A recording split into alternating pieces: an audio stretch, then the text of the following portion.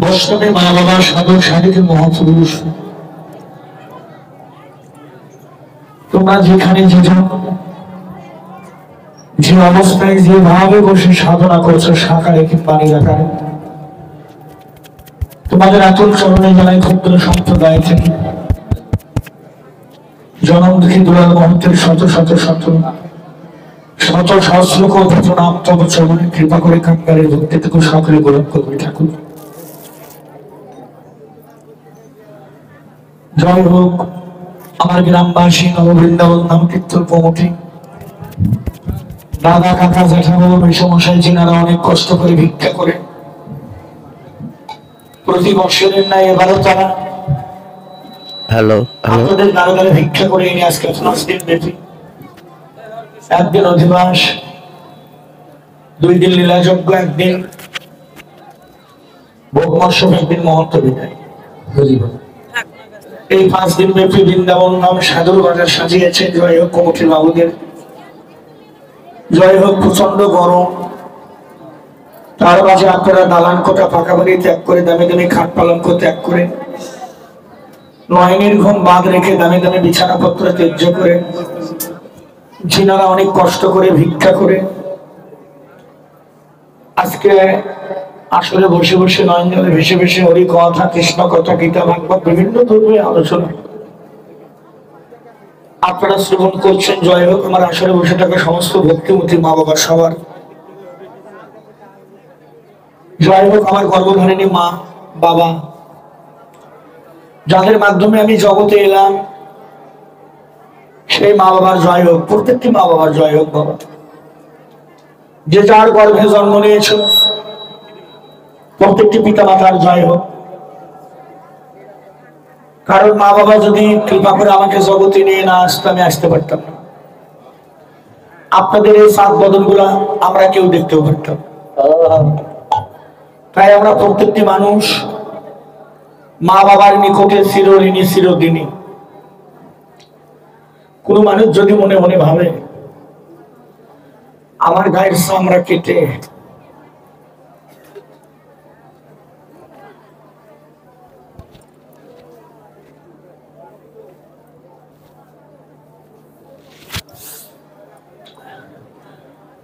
কোন মানুষ যদি মনে মনে ভাবে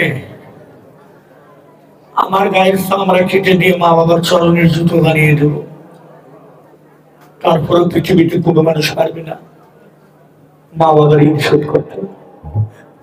মা বাবা এমন একটা সম্পদ, ভগবান নিজেও পারেনি।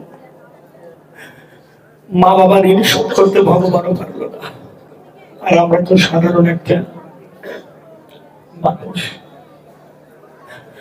তাই ভক্তি শাস্ত্রে বললেন, সেই মা বাবার চরণে ভক্তি দিলে সে ভক্তি ঈশ্বরে মিলে পুরো প্রণাম জানায় প্রত্যেকটি মা বাবার যুগল চরণ তলে।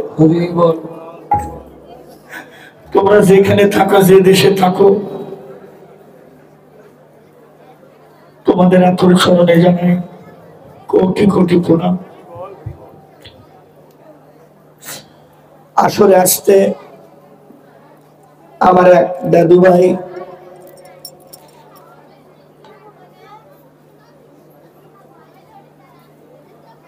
ধীরেন্দ্র নাথ বাবা চলে গিয়েছেন এহ জগতের মায়া ত্যাগ করে। তাই ওনার ছেলে আসলে আসতে ওই জায়গাতে কেঁদে কেঁদে আমায় কিছু টাকা হাতে দিয়ে বললো, বাবু আপনি একটু বাবার জন্য একটু প্রার্থনা করবেন। আজকে বুঝলাম একটা সন্তান তার বাবারে কত ভালোবাসে। তাই আপনারা একটা আশীর্বাদ করবেন। আমি তো পাপী মানুষ, অপরাধী মানুষ, আমার কথা ভগবান নাও শুনতে পারে, কিন্তু আপনারা তো ভক্ত। শুনেছি ভক্তের কৃপা না হইলে নাকি ভগবানের কৃপা হয় না। তাই আপনারা প্রত্যেকটি মা বাবা আমার বাবার জন্য একটু প্রার্থনা করবেন। আমিও রাধা মাধবের কাছে প্রার্থনা করি, হে ঠাকুর তুমি কৃপা করে তোমার যুগল চরণ পাশে তারা একটু জায়গা দিও, এটুকু প্রার্থনা।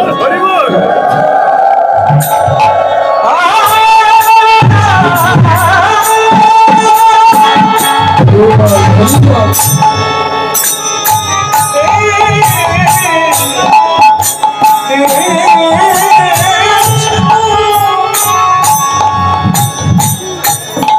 হোক আমার গর্ভধারিণী মা বাবা, জয় হোক আমার দীক্ষা গুরু, শিক্ষা গুরু, কীর্তনের গুরু, যার চরণে আমার বিনামূল্যে মূল্য ছাড়া আমার পাপ দেহটা বিক্রি করে দিয়েছি, সেই প্রত্যেকটি গুরু গোসাইয়ের জয় হোক। যে যার কাছে আশ্রয় নিয়েছে বাবা, যে যেখানে বসে আসো কীর্তন শুনবা, নয়ন জলে ভাসবা, সামনে পিছনে ডানে বামে ভক্ত বসে আছে ধুলি মাখবা। আর একটা কথা সতর্ক করে দিই, যাই যেখানে বসে আছো সব সময় তোমার গুরুর ছবিখানা সামনে ধরে বসে থাকবে।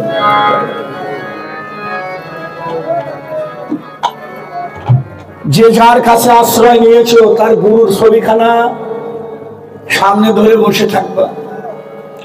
দরবেশ লালন পৃথিবীর বড় সাধক। লালনের একটা গান আছে বাবা, আপনারা গানটা শুনেছেন। লালন এক জায়গায় কলম রাখলেন, কি ওরে গুরু রূপ যার বাধার হৃদয়,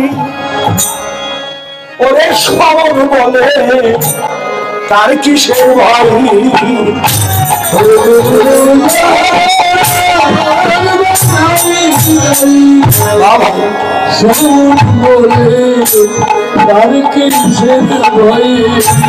ওরে গুরু সদাই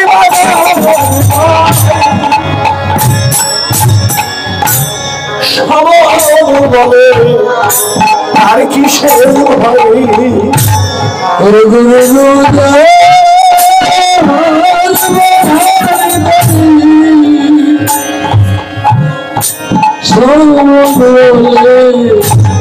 তার কিসের ভয়। তোমরা গুরু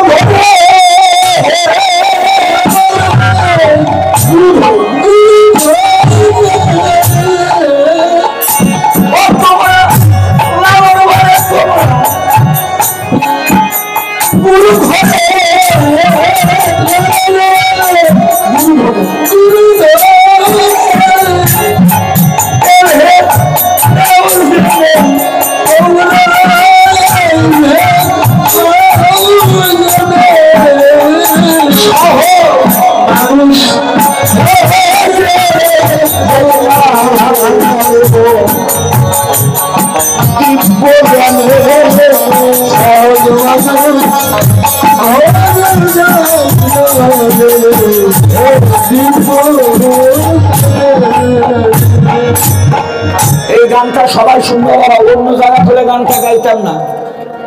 গান শেষ একবারে বন্ধ করে দিবি।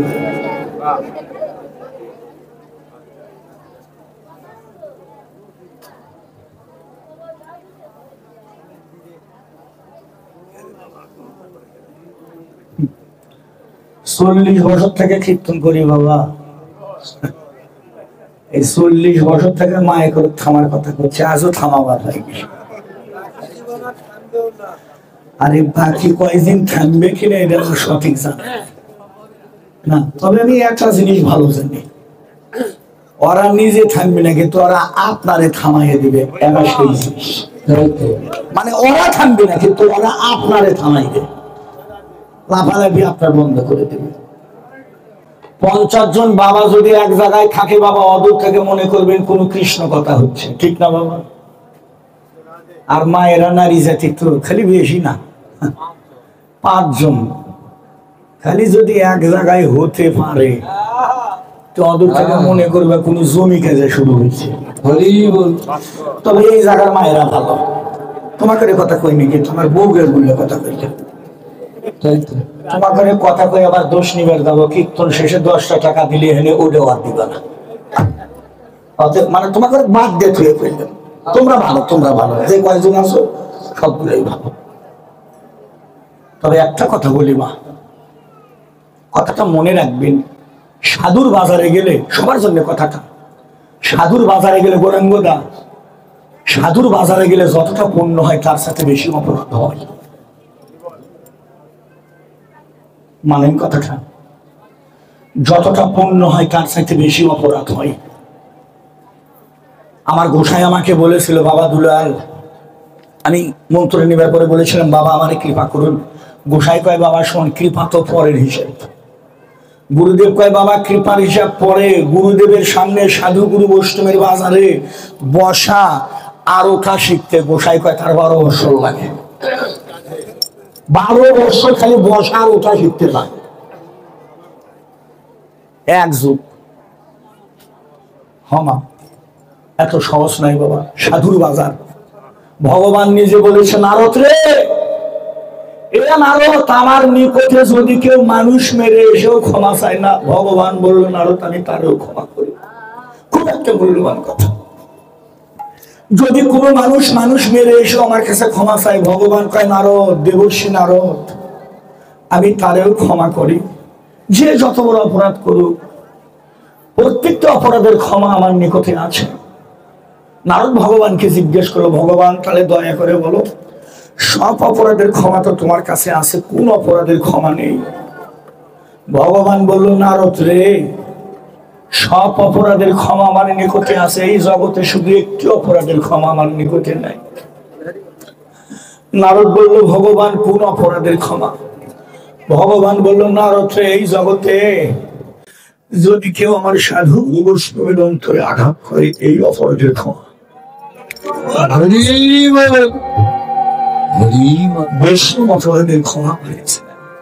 এই জন্য বাবা মা যে যেখানে বসে আছো, একটু নিরিখ ধরে বসে তো হলেও কৃপা হইতে পারে। বলা যায় না বাবা, তুমি সবার সাথে আলিঙ্গন করছো, সবাইকে বক্ষে ধরছো, তোমার পাশে একটা মানুষ বসা, গায়ে সিরা জামা ময়লা, গায়ে গন্ধ, একটা পাগল মানুষ তোমার পাশে বসে আছে। আপনি ভাবে বিভোর হয়ে কাঁদতে কাঁদতে সবাইকে বক্ষে ধরলেন, আপনি পাগলটারে বক্ষে ধরলেন না, ঘৃণা করে ও পাগল। আপনি ঘৃণা করে পাগলটারে বক্ষে ধরলেন না। আমি আসলে বলে গেলাম, হয়তো বা হতে পারে ওই মানুষটাই ভগবান। হয়তো না হতে পারে মানুষটাই ভগবান তোমার পাশে বসে কীর্তন শুনে চলে গেল। অহংকার অভিমানে আমার ভগবানকে বক্ষে ধরা হলো। এই জন্য ভিতরে কোনো অহংকার অভিমান রাখা যাবে না বাবা। কবিতার কবির ভাষায় বললেন, যেখানে দেখিবে ছাই, উইয়াও দেখো তাই, পাইলে পাইতে পারো তোমরা মানিক রতন। ভগবান কোনোদিন ভগবানের রূপ ধরে সাধু বৈষ্ণবের বাজারে আসে না। ভগবান আসে আপনাদের মতো ভক্ত রূপ ধারণ করে। এর জন্য অবহেলা করা যাবে না। সামনে যারে বাবা তার চরণ ধুলি মাখতে মাখতে যাও, সবার চরণে হাত দিতে দিতে দিতে দিতে একদিন একদিন তোমার ভগবানের চরণে হাত পড়ে যাবে। সেদিন তোমার মানব জগৎ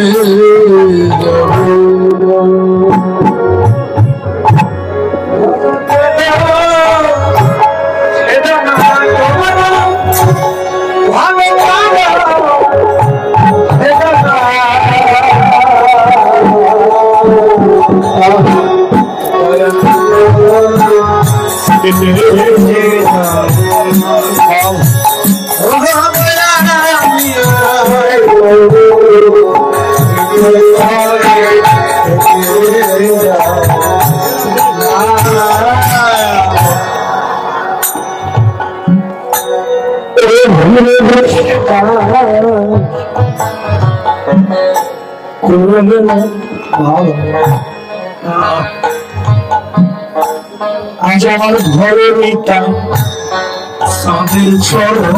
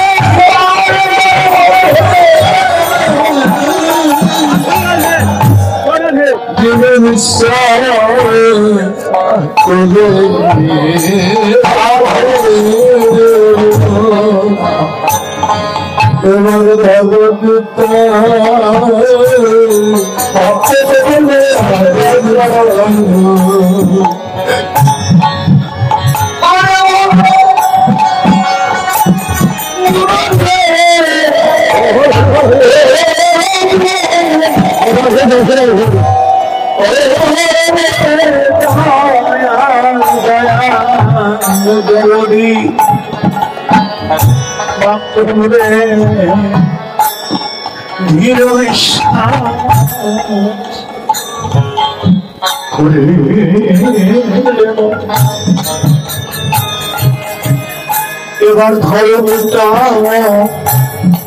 স্বামীর ছাড়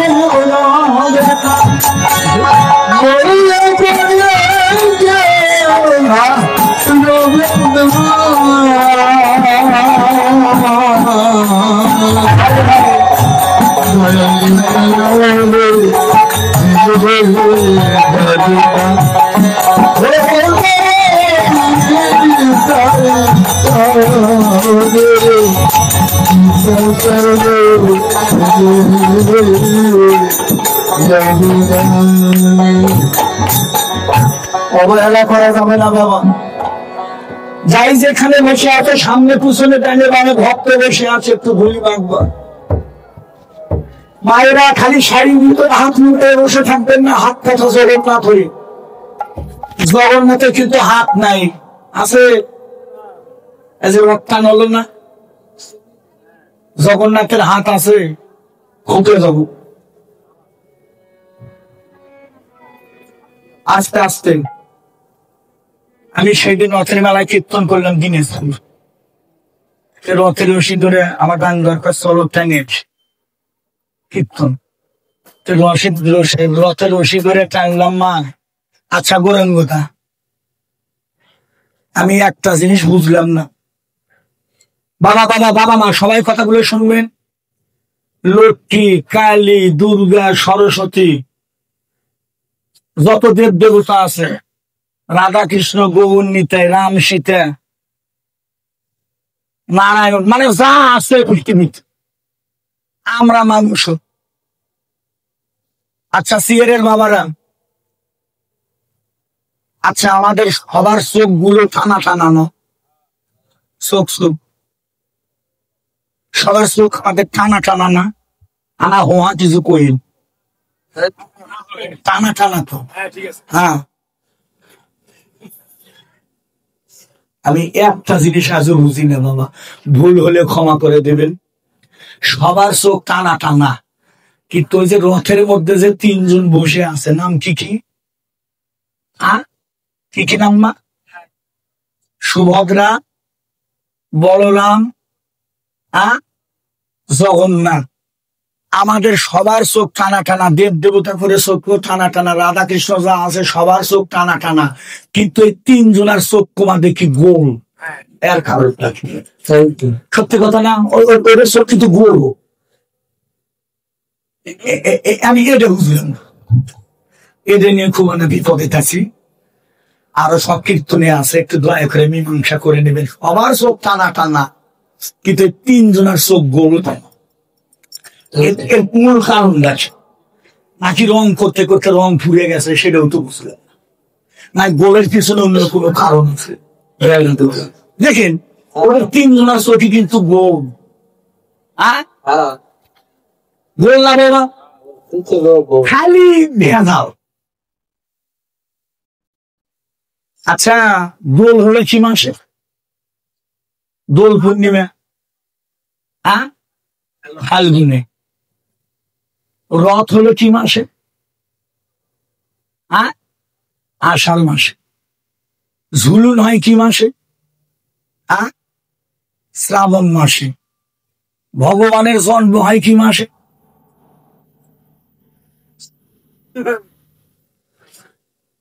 আজকে ধরছি, দেখি কি খোঁজ হয়। 50,000 টাকা নিবি, না হলে তোর করে বেতন কাটা আজকের আসরে। কে বাবা, দোল হলো ফাল্গুন মাসে গরিব কথা, রথ হয় আষাঢ় মাসে, ঝুলন হয় শ্রাবণ মাসে, আর ভগবানের জন্ম হচ্ছে ভাদ্র মাসে। যে সন্তান হয়নি তার আগে রথটান, তার আগে ঝুলুন, তার আগে দোল পূর্ণিমা, আবার পরে যায় হচ্ছে জন্ম। এই ঘটনাটা কি? সন্তান না হলে ঝুল হয়, সন্তান না হতে ঝুল হয়। সন্তান হলোই না, হলোই না, হইলে যায় ভাদ্র মাসে। আর তার আগে দেখবা দোল পূর্ণিমে, রথটা, ঝুলুন। এই জন্য মা, এই তত্ত্বগুলো জানতে চাইলে এই জন্য গুরু ধরতে হয়। গুরু তো ধরছি, কিন্তু দীক্ষা আশ্রয় গ্রহণ করছে। এই গোপন তত্ত্বগুলো জানতে চাইলে তোমাকে উপাসনার ঘরে, শিক্ষার ঘরে যাইতে হবে, তাহলে বুঝতে পারবে। আগে আগে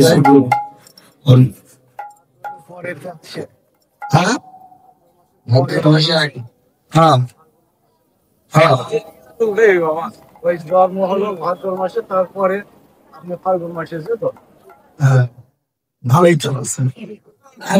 আমি তো বেই কই, কিন্তু আপনি তো জানেন না যে বৈশাখ মাসের পরে সন্ধ্যা বাড়িতে হয়। বৈশাখের পরে সন্ধ্যা ছিল না, তার বৈশাখ থেকে গণেন কোন আগে পরে দেখে না। আষাঢ় মাস আগে পড়েছে, তারপরে ভাবতে বলছে।